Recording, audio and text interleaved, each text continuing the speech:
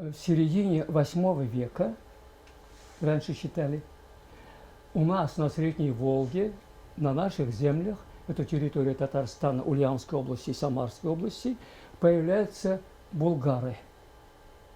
Ихние памятники известны у нас.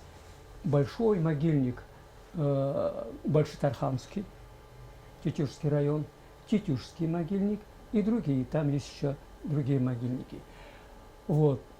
Могильники язычники, язычные могильники, то есть с языческим погребальным обрядом, но среди них встречается и погребение, совершенное по мусульманскому погребальному обряду, без вещей, головой на юго-запад, на сторону Кыблы. Вот. Есть много публикаций с описанием вот этого погребального обряда. Но в последние годы украинские археологи нашли на Северском Донце могильники более раннего времени. Более раннего времени. VII век, 630-е годы, вот как раз время смерти Мухаммеда. В это время возникает первое государство волжских булгар. Государство называется условно Великая Болгария. Так принято в науке. Великая Болгария Кубрат-хана. Государство кочевое, очень недолгое время просуществовало. Сохранились только могильники. Практически нет поселений, потому что они в основном вели кочевой образ жизни. Но столица была Фанагория, бывшая Фанагория и античные государства. Вот. Там лежал город в развалинах уже после хунских нашествий. Они восстановили город и там сделали свою столицу. Там есть вещи, связанные с болгарами вот, VII века. 7 века. 630-е годы и 660-е годы. Вот время существования этого государства. И считаются государством. Ну, 30 лет, ну пусть 40 будет. Потом государство распалось. Одна часть ушла на Среднюю Волгу, другая часть на Дунай, Великая Вот украинские археологи, изучая могильники Великой Болгарии, нашли погребение, совершенное по мусульманскому погребальному обряду. Это практически время возникновения, что ли, ислама. То есть я хочу сказать, как быстро распространилась вот эта исламская идея, исламская идеология. Это конец 7 века? Это какой год? 630-й год? 630-е, да, где-то середина 7 века. Середина 7 века. Вот. То есть получается, а ихние, мы считали вот этих болгар, которые появились после распада хазарского каганата, 7 век, хотя не после распада, а после завоевания, 737 год, первыми булгарами на нашей земле. А тут еще, оказывается, это в 80-х годах, только в 90-х годах открыли самарские археологи вот этих булгар, самых ранних булгар. И среди них опять есть у нас уже, среди первых булгар, мусульманское погребение. Их мало, в основном они язычники, но мусульманское погребение есть. Таким образом, получается, что часть, еще не полностью, наших предков булгар уже тогда VII-VIII веках придерживались или приняли ислам, что ли. Во всяком случае, были знакомы уже с исламом. Там некоторые ученые говорят, что Хазария приняла ислам, или хазарский каган, но ислам был распространен только среди верхних слоях. Каган, его окружение, они действительно принимали ислам. Вот. Но есть некоторые факты, говорящие, эти мусульманские погребения. Кстати, в прошлом или позапрошлом году Кравченко у нас защитил диссертацию не по этой теме, а о первых болгарах на территории Украины, получается. Вот. По его данным, он исследовал мусульманские погребения, опубликовал их. Больше 10 могильников уже известно. Больше 10 могильников именно этого времени, хазарского каганата. То есть 8 век получается, да? 737, 8 век. Потом в 9 веке очень условные даты, точных дат нет. Где-то в 9 веке Булам, Каган Булам. Кстати, имен каганов практически мы тоже не знаем, чем они занимались, но известно, что Булам принимает вместо ислама новую религию, иудаизм. Вот хазарский каганат, кстати, очень активно изучается раньше, в любом случае, в советское время, 90-е годы, благодаря помощи, финансовой помощи евреев. Да, потому что они ищут своих предков, так сказать. Им очень хочется, чтобы хазары оказались евреями, но пока, к сожалению, нет никаких данных, нет следов в погребальном обряде этих хазар и болгар. Вот Булам принял ислам, то есть иудаизм, да, и поднялись булгары. Восстание устроили. Восстание. Часть ушла, уже вторая волна переселения на Среднюю Волгу. Это вторая волна переселения. Первая волна при Кубрате, после распада государства. Это 8 век. Теперь более позднее время. Сейчас уже мы все говорим единогласно, что 922 год – это просто официальное принятие мусульманской религии. Потому что, как мы видим, ислам был распространен еще раньше. Даже этот рубеж 9-10 веков считается временем основания болгарского государства. Первый хан, скорее всего, Алмуш, может быть, и его отец. Образование государства раньше не единовременный акт. При Шилки, отце Алмуша, тоже складывалось, скорее всего, государство. Значит,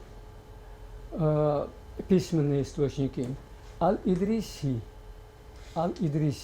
он персидский географ, историк, написал книгу свою.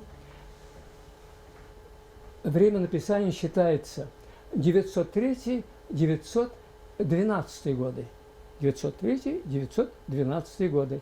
То есть до 922 года, до официального принятия ислама. Он пишет, у булгар есть селения, а в них мечети. При мечетях медресе, начальная школа, он переводит переведено это слово на русский язык, начальная школа с муэдзинами и имамами, с имамами и муэдзинами. То есть, раз он начал писать в 1903 году, ну, скорее всего, его данные, сведения относятся к еще более раннему времени селения и мечетей в этих селениях. То есть в IX веке. О IX веке пишет, скорее всего, Ал-Идриси. Этот факт подтверждается еще одним другим фактом, уже нумизматического характера. Алмыш начал чеканить монеты. Нумизматы определили время чеканки этих монет. 902-908 годы. Опять до принятия ислама. А Алмыш, мы привыкли, все время говорим, первый хан Алмыш. Но его официальное имя, мусульманское имя Джафар ибн Абдаллах. По-татарски будет Джафар Габдулла Ула. Вот. Джафар, сын Габдуллы. Джафар ибн Абдаллах. Вот видите, эти монеты, раньше их было мало, и самая ранняя монета, это была обнаружена, кстати, не у нас, а при раскопках Великого Новгорода.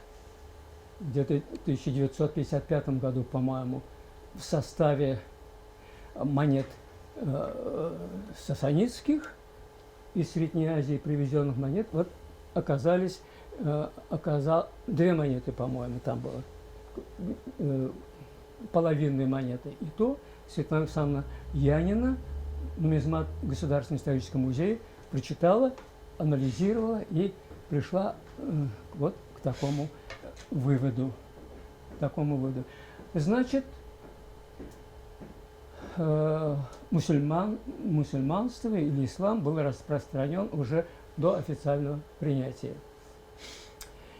Теперь Алмуш Джафар, мы знаем, в 921 году обращается к багдадскому халифу, приехать сюда, отправить посольство в Волжскую Болгарию, чтобы узнали, вот на севере существует мусульманское государство, чтобы это государство призналось во всем мире, мусульманском мире. Вот. Но у него были и свои интересы, поскольку там болгары всегда все время общались с Востоком, Средней Азией, Передней Азией, Ближним Востоком, так сказать, торговцы. Вот. Ведь в это время Волжская Болгария находилась в зависимости от хазарского каганата. Хазарский каганат продолжал существовать. Вот. И поэтому городов еще не было, крепостей не было. Он просит знающих людей, во-первых, знающих толк в исламе. Ислам принят, но не совсем правильно читает молитвы, это самое, азан и другие моменты есть. Вот знающих людей он просит прислать. И плюс еще, конечно, в первую очередь, строителей, которые бы, он говорит, построили мне крепость, чтобы бороться с моими врагами. Он имел в виду, в первую очередь, конечно, хазарский каганат. Вот, действительно, посольство прибыло в 922 году, в мае, какого мая? 19-го, по-моему. Кто помнит? 21. Да. Вот. Ислам приняли торжественно, так сказать, официально. Но Ибн Фатлан пишет, ваш мулла или муэдзин неправильно провозглашает азан. То есть мечети уже были в это время. Потом, после вот этих торжеств, так сказать, члены делегации, посольства начинают отдыхать, знакомиться с местностью, природой, ходят на Волгу, потому что мы считаем, что это принятие ислама произошло в современном Болгаре, а тогда Болгар находился в 6 километрах, 1 форсах от Волги. Вот на Волге он видел и подробнейшим образом описывал, Ибн Фатлан видел похороны Руса. Похороны Руса. Рус – это варяг, скандинавы. И потом он был на земле Баранжар, 5000 душ. У них, говорит, деревянная мечеть. И описывает, включает фрагмент о том, что он все-таки одну семью склонил к исламу. Остальные уже, я говорю, мечеть у них есть, были мусульманами. Таким образом, я хочу сказать, 922 год – это очень условная дата. Мусульмане, болгары были и раньше. Но все равно это очень знаменательная дата, потому что после этого уже совершенно другое отношение к булгарам. Их раньше любили. Но, в общем-то, принято считать, это действительно так. Скорее всего, булгары в основном приняли ислам благодаря вот этим очень активным торговым связям с Средней Азией. В Средней Азии, как я сказал, уже в 8 веке ислам был принят. А у нас уже X век. Вот. Есть письменные источники об этом, то есть о связи говорящие и археологические источники. Вот. Потом, вот сейчас археология. Как это подтверждается археологически? На примере Беляра говорю. Болгар очень хорошо изучен. Плохо там с более ранним периодом. Болгар все-таки памятник золотоордынского времени. Все архитектурные сооружения Болгара и практически вся территория,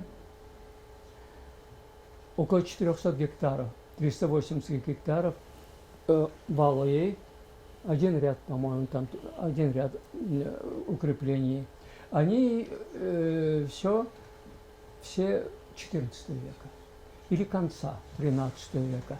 А вот более ранний слой сейчас почему-то говорят, вот Болгар – столица.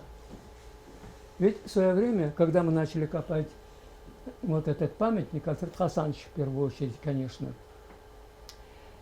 возник спор, какой город служил столицей, первой столицей. Все говорят Болгар, потому что есть письменные источники. Ал-Балхи, 920-930 годы. Он пишет «Болгар – имя страны». И имя, так переведено, название города, в котором живут мусульмане. Там соборная мечеть, число жителей города 10 тысяч человек. 10 тысяч. Недалеко от города Болгара лежит другой город Сувар. Там тоже соборная мечеть и такое же количество жителей. А вот его сведения насчет 10 тысяч человек совершенно не соответствует археологическим источникам. Потому что, я говорил, XIV веке, золотоордынское время, время расцвета Болгара, территория его около 400 гектаров, а в ранний период, в X веке, XI веке, первой половине XII века, когда якобы столица находилась в Болгаре, его территория, в пределах укреплений 9 гектаров, с пригородами 12 гектаров. Потом, ближе к XIII веку, территория расширяется, ну, около 25 гектаров. 25. Вот Беляр. Территория Беляра в пределах укреплений 620 гектаров, там 9, у нас 620. Потом за пределами укреплений пригород около 200 гектаров по всему периметру, в общем. Таким образом, площадь Беляра 800 гектаров получается. 800 гектаров. Домонгольский Беляр, я не скажу, плохо изучен, плохо опубликован материал даже. Вот там копают 85 лет. Практически, да? У нас начали копать в 1968 году, в 1967 году, но там разведкой только в 1968 году, там в 1938 году, 30 лет спустя, после Болгара начали копать. Раскопки практически прекратились на 90-е годы. Я бросил Беляр, вынужден был работать в Кремле. После уже разруха в стране, финансирование отсутствует полностью, очень маленькие были раскопки. Ну, для примера, каждый год,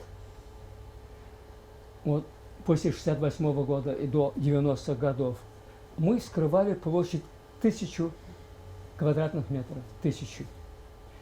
Потом после Кремля я поехал туда, заложили раскоп 280 квадратных метров, копали 5 лет, раскоп еще не завершен, мы засыпали, потому что денег нет. Раньше ведь бюджет, у нас никаких проблем не было с финансированием, а теперь говорят, найдите сами деньги. Вот такое дело. Я хочу еще раз обратить внимание вот на что. В Болгарах практически за 85 лет изучено 9 жилищ. Простых жилищ. Вот. Каменных кирпичных зданий нет совсем. Мечетей нет. То есть признаков того, что Болгар есть столица, отсутствует. У нас, во-первых, мечеть. Во-первых, обратите внимание, планировка Беляра повторяет планировку Багдада. Багдадское посольство, я сказал, после торжеств вот этот отряд и Ибн Фатлан, то же самое, секретарь посольства, отправляются на восток, останавливаются на реке Джаушир.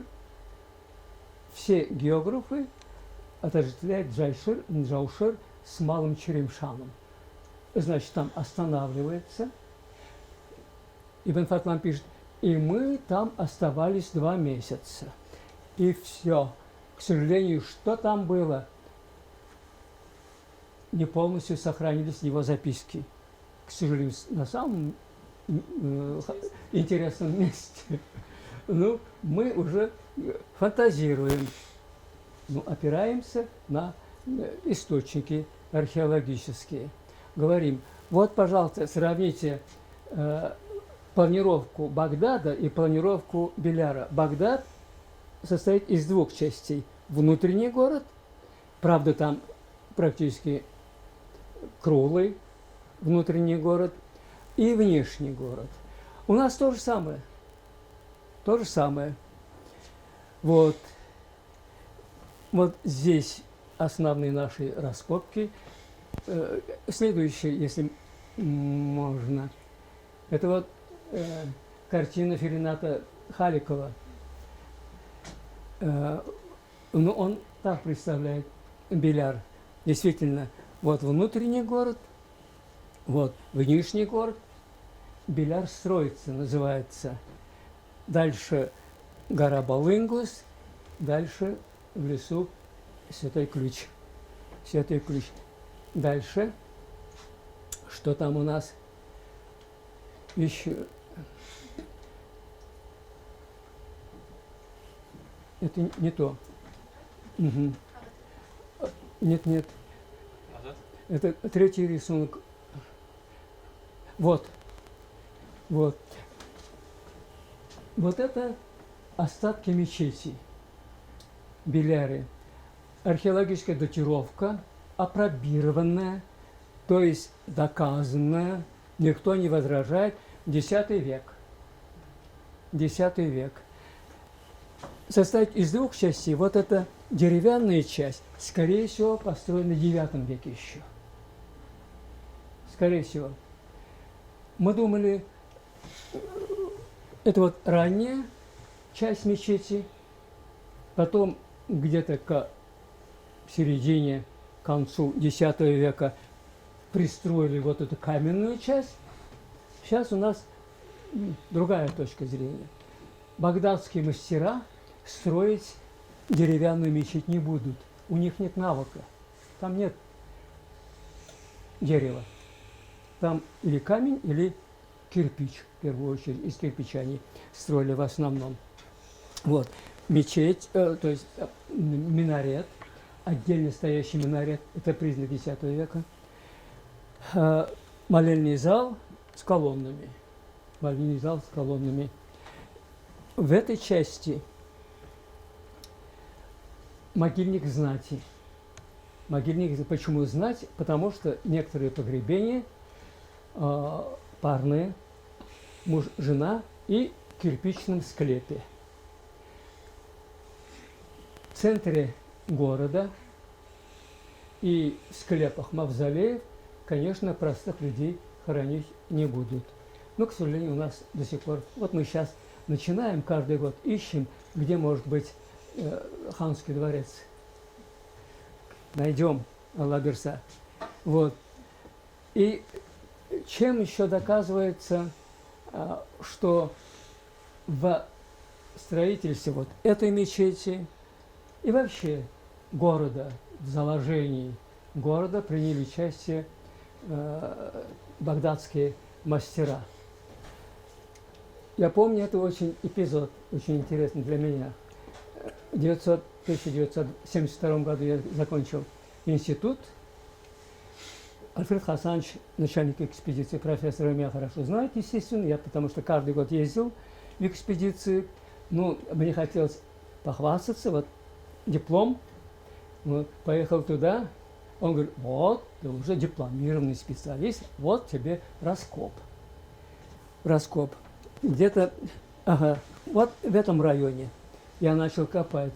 Потом я понял, потому что Альфред Хасанович знал уже, видимо, предчувствовал, что там перекопы сплошные. Искали, ну, золото, будем говорить, да, местное население. Потому что ведь 1/3 территории Беляра, Белярского городища, заняты современным селом. Вот эти сельчаны, так сказать, они занимались кладоискательством. Вот. Видимо, здесь то же самое. Но, когда я дошел практически до материка, то есть до самого нижнего слоя, передо мной открылась такая картина. Пятна глинистые, глина. Что это такое? Потом только мы поняли, это жилище. Плюс еще в жилищах тандыр. Откуда тандыр? Тандыр у нас, во-первых, нет у нас глинобитных домов. Это признак Востока. Тандыр, опять-таки, признак Востока. Плюс еще, по-моему, 2 монеты мы нашли, сасанинские монеты X века. Полная монета и обломок. X век, датировка. Вот. Ну, скорее всего, я догадался, здесь жили мастера, которые приехали из Багдада, багдадские мастера. И они строили вот эту мечеть. Вот. Таким образом, ну, можно сказать, что археологически доказан, во-первых, время строительства мечети, время заложения даже города, похожего по планировке Багдаду. Значит, скорее всего, это столица. Но сейчас я тоже причастен к дискуссии о столице Волжской Булгарии до монгольского периода. Я тогда писал, Беляр столица, а сейчас я думаю несколько иначе. Потому что я уже сравнивая вот этот вопрос, изучал довольно глубоко и русские источники, русскую археологию городскую и западноевропейскую. Знаете, тогда вот понятие столица еще не совсем складывалось, так сказать, столиц было много. Возьмите государство франков, вот, Карл Великий, Кёльн, Париж, Лион, умер в Аахене, все они столицы. Где хан, где царь, где король, там и столица. Русские археологи, историки тоже так думают. Старая Ладога, первая столица, Новгород, не совсем Новгород, а Рюриково городище рядом с Новгородом. Вот. Потом Киев. Вот видите, они практически одновременно были столицами. Вот. А у нас Ибн Фатлан пишет, торговые караваны, которые переходят по Волге, Алмыш сам встречает лично, сама лично. То бишь, получается, Алмуш – Болгаре, если так будем считать. Болгаре. Болгар действительно торговый центр в X веке, торговый центр. Но у меня возникло сомнение, потому что в 45 километрах, 40-45 километрах от Болгара на Каме хорошо изучено Измерское, Эжмир по-татарски, Измерское поселение. К сожалению, там раскопок практически не было, потому что это поселение изучается только период спада воды. Оно уже полностью разрушено под водами Куйбышевского водохранилища. Когда вода спадает, вот ближе к осени или ранней весной, там Евгений Петрович Казаков работал, собирал материалы. Знаете, мы все время говорим, вот Болгар – это не только столица, но и торговый пункт, но ведь 2 монеты чеканки Болгара были обнаружены буквально недавно, ну, где-то 5 лет назад, может быть, больше, когда вот там работала экспедиция, мы говорим, Шаймиева, это по проекту Возрождения. Вот тогда нашли. Вот. А так монет X века там мало. А вот в Измире около 200 монет, представьте себе. Около 200 монет. И не только восточных, но и западных. Вот. Плюс еще в Болгаре, я имею в виду только до монгольское время, очень мало предметов или торгового инвентаря. Обломки весов, допустим, чашечки от весов, гирьки, там мало. А в Измире около 400 гирек. Это торговый город. Там и ремесло развивалось в Измерях. А площадь Измерит 62 гектара. Болгар 9 гектаров. Тут 62.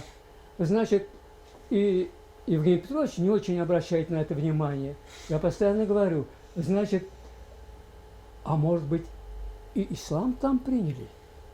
Бог знает. Ведь нигде город Болгар Ибн Фатлан не упоминает. Совсем. Поэтому это очень условно мы говорим, что Болгар. Потом,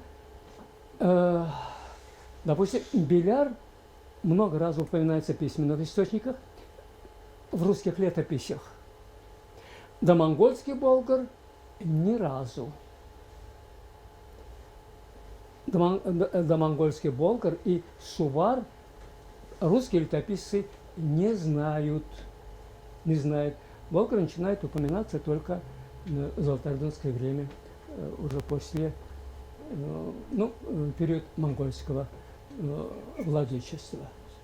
Вот. Тут много таких вот деталей. Много деталей. Мы смотрим, город большой, архитектурные сооружения, город в списке мирового наследия ЮНЕСКО, да? В списке памятников мирового наследия. И, естественно, туда едут, потому что сохранились вот эти памятники. Город большой. И все думают, что и до монгольское время таким же большим был городом Болгар. Такие же архитектурные сооружения. Но простому народу откуда знать это? Вот. А экскурсанты постоянно говорят, город Болгар – это столица, туда-сюда. Вот таким образом получается. Дальше пошли. В общем, вы поняли, какой город Беляр. Вот это уже Алабуга. Алабуга. Вот эта часть башни чертова городище, чертов город. Эта башня уже давно была известна. И она датирована, 12 век. 12 век. Альфред Хасанович в 1993 году начал копать вот эти места и вскрыл руины мечети. Это мечеть. Мечеть одновременно, видимо, служила или наблюдательной башней, или крепостью даже. Она небольшая, будем называть мечеть, во всяком случае. У меня есть некоторые сомнения, потому что не совсем понятно, вот зачем так много вот башен. Обычно же башни на расстоянии полета стрелы делают, да, и с этой стороны, и с этой стороны. Вот. А здесь, вот, черт поймет, но это в таком виде вот сохранилось. Будем принимать, вот это башни. Дальше пошли. Это уже к вопросу о том, какие последствия имело принятие ислама в Волжской Болгарии. Ислам – это монотеистическая религия, не язычество. Все-таки религия более высокого порядка, как и христианство, как и иудаизм. Вот такие религии принимаются непросто. Народ, который не достиг еще определенного уровня развития, они остаются язычниками, примитивными. Вот. Далеко ходить не надо. Наши соседи чуваши, марийцы, удмурты, мордва, они, можно сказать, и сейчас язычники. Они не очень, во всяком случае, очень обрадовались перестройке и начали восстановить свои керемети в лесу. Да. А у нас, видимо, раз государство тоже не на пустом месте возникает, требуется уровень развития. уровень развития. И поэтому вот это принятие такой, ну, будем говорить условно, высокой религии имело последствия. Во-первых, возникновение первых городов – это результат принятия ислама. Возникновение в этих городах кирпичной, каменной архитектуры – это тоже результат принятия ислама. У русских такие же последствия после принятия православия. Тоже появились сооружения, храмы, церкви, монастыри. Такой каменной кирпичной архитектуры до принятия Владимиром православия у них тоже не было. Не было и письменности. Письменность. Здесь то же самое. У нас письменность была с 7-8 веков. Руника. Руническая письменность. Обычно говорили, вот вместо руники появилась у нас арабская графика, которая служила нам более 1000 лет. До 1927 года арабская графика была заменена латиницей в это время, вот, в 27 году прошлого столетия. Вот. Но руника, кстати, как показывают материалы Беляра, на моем раскопе была обнаружена ручка сосуда, сосуд XII века, без никаких сомнений, а на ручке руника. Там целое предложение даже. Но никто переводить не может. Даже известный во всем мире у нас такой крупнейший специалист Сергей Григорьевич Кляшторный, и то не смог перевести. Там они знают язык рунических надписей. Вот, Архон, Енисей, Монголии. Вот. А у нас те же знаки, но другое содержание, что ли. Ну, не могут расшифровать пока. Разные были варианты расшифровки, но пока нет. Вот. Таким образом, город, архитектура, письменность. Ну, естественно, идеология совершенно другая. Раз письменность, это уже подразумевает знающих людей. Появилась интеллигенция. Служители мечети, ученые. В XI веке даже Якуб ибн Нухман написал «Историю Булгар». Представьте себе, «История Булгар». Эта книга не сохранилась, но об этом пишет арабский путешественник Алгарнати. Он приехал сюда из Испании современной, Андалусии. Он читал эту книгу, а там есть отрывок, как приняли ислам булгары. Вот этот отрывок из этой книги он приводит в своей книге, сохранившейся книге Алгарнати. Это 12 век. Он дважды побывал, подолгу жил. 2 месяца, 3 месяца у нас в Волжской Булгарии.